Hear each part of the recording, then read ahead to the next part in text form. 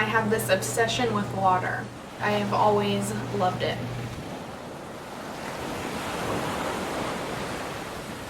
And this may sound a little cliche, but when I'm in the water, it just feels like home, like it understands me as if it were a person.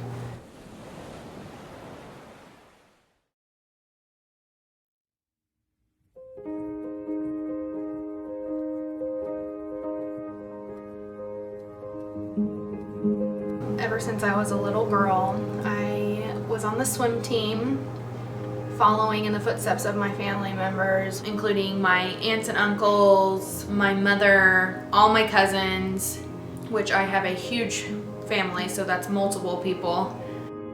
When I was in Puerto Rico, it was right after Hurricane Sandy had just barreled its way through.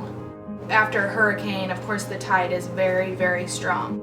But this was like my one opportunity to get in the water, so I couldn't pass that up.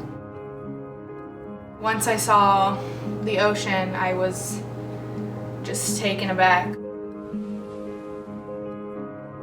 I decided to go in the water.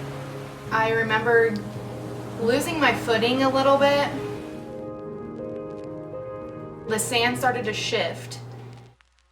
Once the wave came, it was like a wall of thousands of pounds smacking me in the body.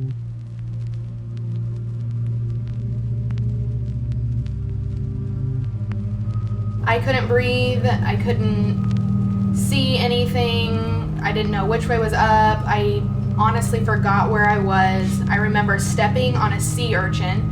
The sea urchin spikes were lodged into my foot. The only thing that was going through my mind was pain. That was it. All I could think about was the pain.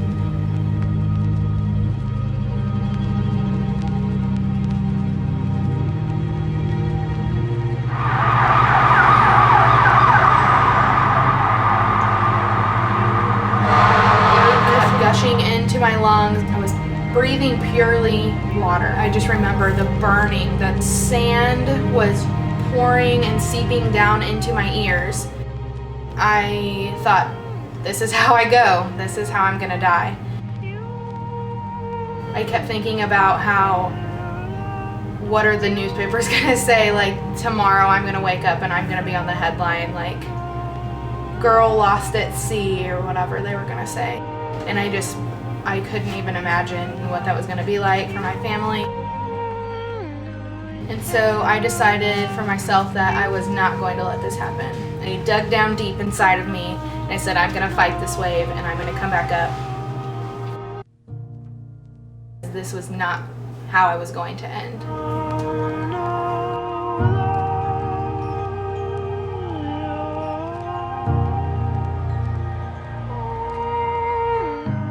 Lying on the beach after all this happened, I just remember how great it was to be able to breathe again, and constantly, every day now, reminding me to not take any day for granted.